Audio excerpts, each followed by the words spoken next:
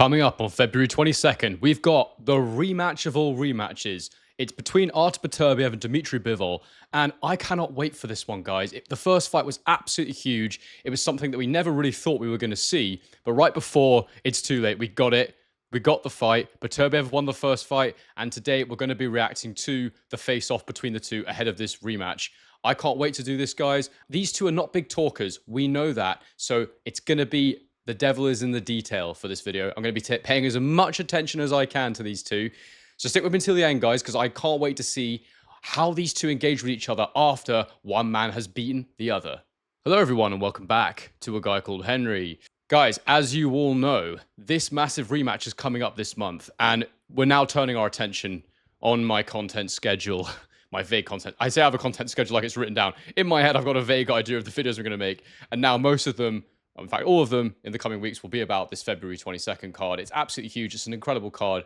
Massive fights on it. And we're going to be looking at all of them because it's such a good card. It's so exciting. And people calling it the best card ever. We've heard that over and over again recently. Well, that remains to be seen. It's definitely going to set a benchmark for the rest of this year. And I'm really excited for it. Now, as you guys know, I did a lot of content in the build-up to the first fight between Beterbiev and Bivol. I did predict Beterbiev to win the first fight. I had him winning by late stoppage, and he didn't quite get that on the night, but he did get the decision, which wasn't too surprising. I felt that Beterbiev, his power, his ability to cut off the ring would be too good, and it did prove that way, although it was a very close fight, and I never had a problem with anyone saying Bivol won the fight, but I think it's right they do it again because the fight was that close, and you definitely want to see it before it's too late because Beterbiev's pretty old now. He's coming towards the end of his career. Bivol's got a bit more in the tank. But the stakes are high. They're really high now. Because if you're Bivol, it's a blow. And you're probably not going to get the third fight and not going to get the chance to right the wrong. So he kind of needs to win this one, in my opinion, for his legacy. I think the pressure is really on Bivol in this fight. Beterbiev, on the other hand, he's coming into this one. And the main doubt I had before that first fight was that meniscus injury, that knee surgery that he'd had. Fairly major surgery. And my biggest doubt for Beterbiev going into that one was, how has he recovered from the surgery? Now, it looked to me that it didn't affect him too badly, but what I will say is I expected him to go through the gears a lot more and a lot earlier in that fight, and he didn't. And so I think there's a chance to have an extra edge in this fight. Now, you guys may remember, I did a lot of content breaking down the fight in the build-up to the first one, a lot of analysis of their previous opponents and how they did against them. I then, after the fight, did a how was Bivol so good against Beterbiev video, because I wanted to give them both credit. It was an incredibly close fight. I had Beterbiev winning, but even in defeat, you can still look at someone and go, wow, they were brilliant in there. They performed amazingly. It doesn't mean they didn't perform well just because they didn't quite get the result they wanted. So, and then a couple of you and then after that, some of you were asking me, where's the Beterbiev video? Well, I thought this rematch might happen, and so I was saving it for this eventuality. So my plan is this week on Thursday, I'm going to try, if I get the time and the space in the apartment, to do that Beterbiev video. And I don't know how I'm going to frame it exactly yet, but I've got all my notes. I've got all my breakdown ready from when I did it a few months back. So we'll be doing that breakdown of how Beterbiev managed to win the fight. And I'll be looking at how I think he can improve going into this rematch, because I do think he can improve going into this rematch. And if you want to go and check out that Bivol video, I'll put it in the description. I'll put a link there. Before I get into this one, guys, don't forget to bang a like on this video. If you do enjoy it, I would really appreciate it, and it continues to help me grow. Please subscribe if you're new. I want to keep the channel growing in size. I want to continue the rapid ascent to the top of boxing that we're on, and get your comments in the comment section below. Who do you think wins this rematch? Now, without further ado, I'm going to get into this. This is the DAZN face-off. BT did one, and they do this... sorry, I should say TNT did one. I'm still stuck in the past. I still call it the Carabao Cup as well. But anyway, the Carling Cup, sorry. But anyway... this is the DAZN one. The TNT one was cool. I haven't watched it all, but basically they do this thing now where they sit and they watch the fight back and they react to it while they're next to each other. So I may do that one as well. So let me know in the comments if you'd like me to do that one. But for now, we're going to do the DAZN one. February 22nd, live on DAZN, we get to see the two best light heavyweights of this generation fight again. And this one will leave no stones unturned. Artur Beterbiev versus Dmitry Bivol. Before they meet in the ring, they meet here face to face. This is face-off. Artur, I want to come to you first. Undisputed last time, undisputed this time. Does this feel any different, or is it the same because all the belts again? I think it's same. A little bit different. Why? I still want to be undisputed, and now I want to revenge. Yeah. That's interesting from Bivol. I mean, I remember last time they were both very much like full of respect, and it was all about competition. It was all about undisputed. It's true to say that Bivol now will have that little bit of extra. I don't want to say extra motivation, but he's got another ingredient in the mix, and it is that ingredient of revenge, that desire to prove I'm the best, I'm better than you, because he lost. He's got an L on his record for the first time in his career. And you do wonder, how is he going to mentally process that? Now, I did a reaction to an interview with him. I think it was on Fight Hub. I thought Bivol's mindset after the fight was absolutely incredible. I was so fascinated. Go and check that video out if you want. It was a fantastic interview that he did after the fight. And I feel like he's incredibly philosophical, but in a very healthy way. He's not an overthinker, Bivol. He's very realistic and very rational. And I feel like the mindset he had will definitely have helped him to prepare for this rematch. My concern for him is just, it might not matter how good his mindset is. He might just not be able to conquer the fighter that is Beterbiev, because when you take this style matchup, they're perfect for each other in terms of once they've got very distinctive styles.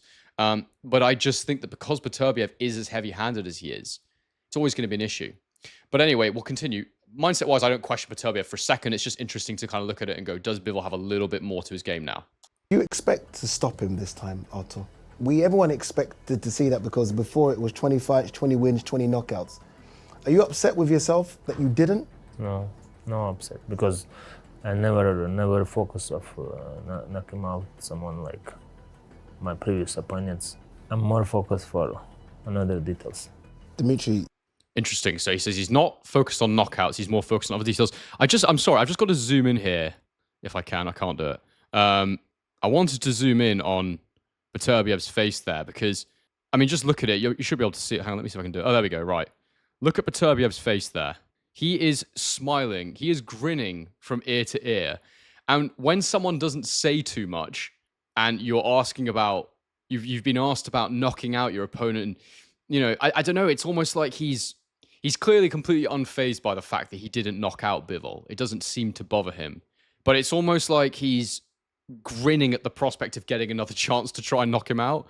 I don't know, because obviously the way they cut this together, you can never be too sure, but it's strange seeing him that smiley. I don't know, because they're both so somber and so focused and serious. Interesting. Anyway, we'll continue.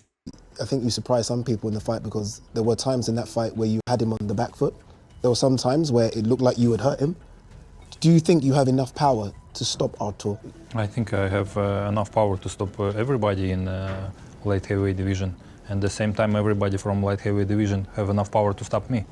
It's just about the moment where you can deliver your punch. Was you confident when...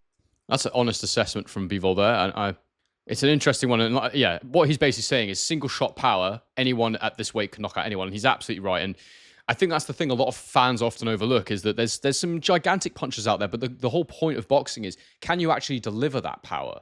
Single shot power is not the same as who the bigger puncher is, because part of being a big puncher is, can you administer your power? And that's why I do feel that, as much as I think Wilder is an overall poor boxer, he's underrated, because the ability to deliver that power that he had is exceptional. He you know, it's not easy. It's not easy to deliver single power shots on someone with that crisp clarity, completely icing people. So Bivol's exactly right there. You know, he's basically saying, if I get someone in the right scenario with a single shot, I can knock anybody out. And I do think that is true. But the point is, the way he boxes, the thing that really gives him a chance, because his single shot power isn't huge and because he's not a massive puncher, his best route to victory is to use his feet and to box and to jab and to be very, very busy. Whereas for Beterbiev, the way that he can set up those shots is quite different, because the power is that much more. But I take his point. When the judges were reading out the scorecard, was you confident that you had done enough to win? To win, yes, but you want to do more. I also just want to say that I don't think Bivol can stop Beterbiev. I don't. Unless Beterbiev ages overnight, I just can't see it. But anyway, sorry, we'll continue with Beterbiev's answer there to the question, did you think you deserve to win? Better. Not important to do knockout, but I mean, to another Better little things, yeah. Did you feel like you had done enough going into the 12th? Was you confident that you had got the victory when the scorecards were read out? Before 12? You mean, or after? Before 12 and then after. Before 12, I felt good. I felt like there were some good moments, bad moments, but I need to go to another round. That's it. I didn't have too much thoughts before 12. And then when the scorecards are read out, most fighters know, right? Some fighters know if they won or not. How confident were you when the scorecards were read out? I wasn't confident about winning or losing. I just had in my head like some of the moments I did well, but some of them not good. How judges will see this.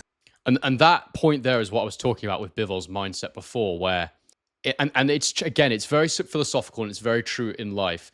If you don't worry about the scorecards, the outcome, if you just focus on the process of where we're at, and this is one of the reasons that I think Tyson Fury has struggled with beating Alexander Usyk, because I think he really struggled to accept that he lost those fights. And look, what he says publicly is almost certainly not what he thinks privately.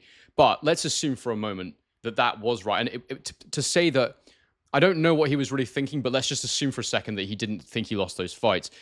If you can't accept where you've gone wrong in life, you're never going to be able to put it right. And the reason I'm liking what I'm hearing from Bivol here is he's talking purely about, I wasn't thinking about the scorecards. I was thinking about how my performance was, things that went well, but things that also I could have done better. Instantly reflecting on his own performance, not having this completely blind belief that he is perfect and that everything he does is the best. And it's all about, how do I perform better? How do I be the best version of the fighter that I am? And if I get that process right, if I deliver a perfect performance, then the scorecards will go in my favor. And I think that that is key, and that is an absolutely elite athletic mindset. Now, I understand that's quite difficult to balance in boxing, because you have to balance the delusion that it takes to get in the ring to feel like you can beat anybody, because it really does help having that sort of, those blinkers on, having that tunnel vision, that psychology of, I cannot lose. It's impossible for me to lose, because then it's that sort of science of manifestation, if you want to put it that way. If you believe something will happen, there's far more chance it will than it won't. But so you have to balance that with also being realistic and understanding there's things I could have done better. And just like Usyk, it's an obsession with performance.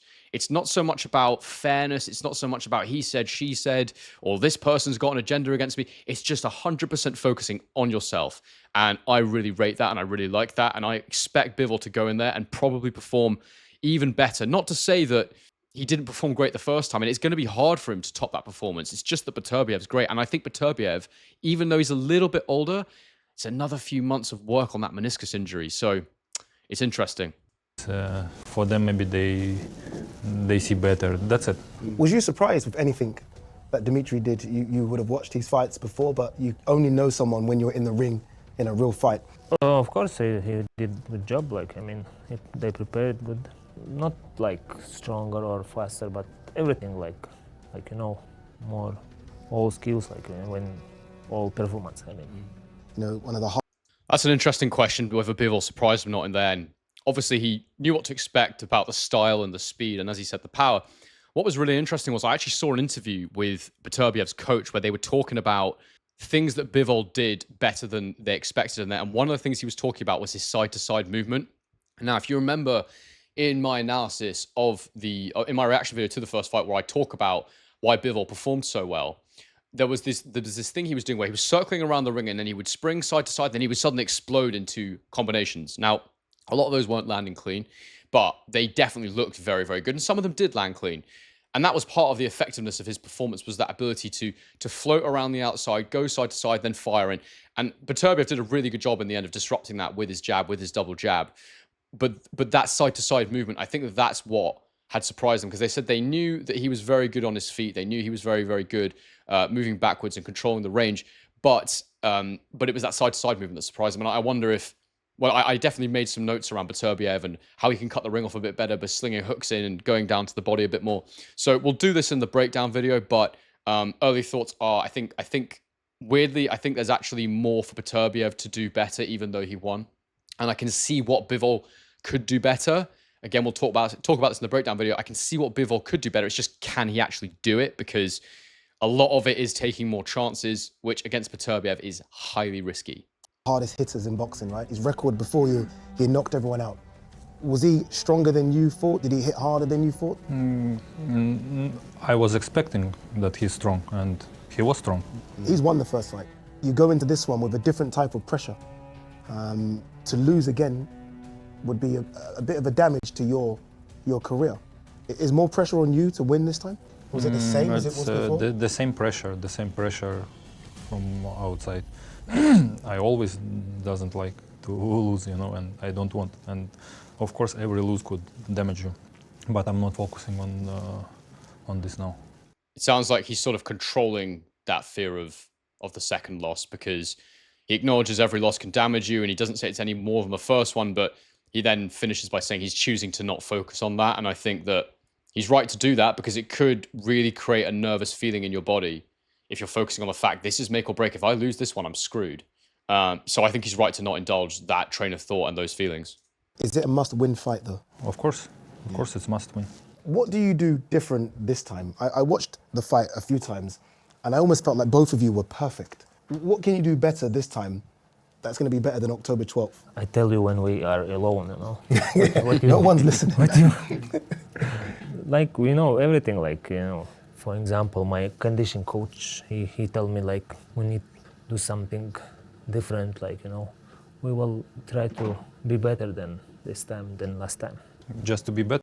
Interesting that the main thing Beterbiev has gone to there is his conditioning coach. And as I said, I've said it a couple of times in this video, but the main concern for me going into that fight was the knee. The fact he'd come off major knee surgery. I'm 100% certain in that camp he wasn't able to do some of the things he would normally do to get to his level of conditioning. And it took him a while to start going through the gears in that fight. I really felt like he hit a wall a little bit and couldn't really push the pace the way I've seen him do. Like, for example, if you look at the Vosdik fight, the intensity he turns up to in that fight, the pressure he put on Vosdik to get him out of there was so impressive. And even though I felt Bivol slowed a fair amount, but you know, Bivol was still fighting great, but I definitely felt I'd seen Beterbiev go through the gears more impressively before, and I'm so sure that was down to the conditioning of the knee. And so for him to go to his strength and conditioning coach, I actually think it's not a problematic admission at all, for him to go, yeah, I think strength and conditioning, because if anything, it just makes your opponent more concerned. If Bivol's got any doubts in his head about whether or not Beterbiev was actually at full fitness for that last one, he's certainly going to be questioning it now and sort of thinking, well, I mean, this is assuming he chooses to go there in his mind. He'll be sort of thinking, God, what if he is fitter? I struggled to hurt him last time. What if he is, and equally, Bivol had moved so much in that last fight. If he could be any fitter, I'm sure he would have been, but I don't think he could be. So he'll be thinking, if that is indeed the case, and if he does indeed indulge those thoughts, he'll be thinking, God, I don't know how I'm going to keep him off me next time, because it was fearsome towards the end. Better in all positions, in all my positions. Yeah, you to be perfect, there is no some limit, and of course I see where it could be better. Two fighters that. And I need to go back to my video, but I think that to my recollection, the main thing I felt that Bivol needed to improve on was he was moving backwards far too much, in straight lines in particular later on in the fight, and he was getting caught. And Beterbiev was very good at cutting off the gap. And again, it is interesting because I just want to look at Beterbiev's face here. He's in good spirits going into this. Look how happy he looks. Which is actually more troublesome than anything, to be honest with you. In my mind, he looks terrifying when he's like that. So I don't find any peace in him smiling at me, that's for sure. But anyway, for Bivol, he's got to try and find a way to hold his feet a bit more in this fight. Very difficult, because hurting Beterbiev is just hard. It's difficult to hurt him.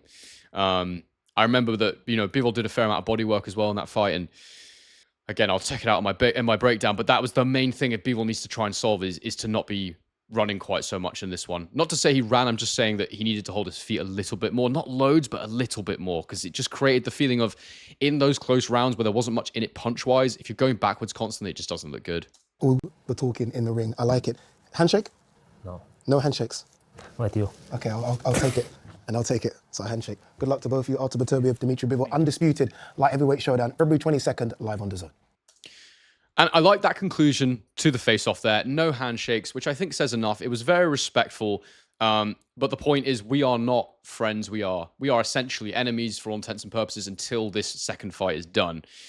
And I can't wait for this, guys. I can't. And it was an interesting face-off in the sense of we know a bit more about it now because Beterbiev won that fight, and the little bit more's been revealed. I think Bivol's a little bit more open than Beterbiev is, I have to say. It might be a language thing. I think Bivol's English is a bit better, to be fair.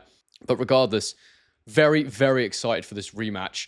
I think that Bivol can do it, but my immediate instinct is that Beterbiev will win again. But of course, I won't be making any predictions until right before the fight. Guys, if you've enjoyed this one, please bang a like on the video. As I said before, I'm asking specifically because it helps to grow the channel. I'm not just doing that classic like, guys, like the video because I'm a YouTuber. No, it actually helps me. That's why I want you to do it. So if you wouldn't mind, please subscribe to the channel and get your comments in the comment section below. What did you make of this face-off? Who have you got winning the rematch? Another little thing I should mention, the Guy Called Henry podcast will be coming soon. You may have noticed every now and again I do a little interview on the channel. I get someone from the boxing world involved on the channel. I've got decent contacts still in the game, and I think some of those have been reconnected a little bit since I've come back and started the channel again. But I want to have a regular co-host, and I know who just the man for the job is, and we're going to be meeting soon and discussing it. So hopefully we can get that all sorted and squared away. I haven't decided yet if it's just going to be a purely audio podcast. If so, I will direct you to Spotify when the moment is right. It might be video too. But I think it's the next stage of evolution for me, and I've got some really good ideas for it. It's definitely going to be a fun thing. It's going to be interesting. I want it to have a tone that is not quite there in boxing at the minute. I really think that I've got an idea that will make an impact. So I hope you're all looking forward to that, and I will let you know when I have more information in due course. But I hope that will come soon, and I'd love to win one of those crappy award shows. That would be cool. Like you see best combat sports podcasts and stuff like that. Like, I don't know if there's even like that many competing for it, but you might as well win it if you're doing it. Do you know what I mean? Anyway, guys, hope you've enjoyed this video. And as I always say, on to the next one.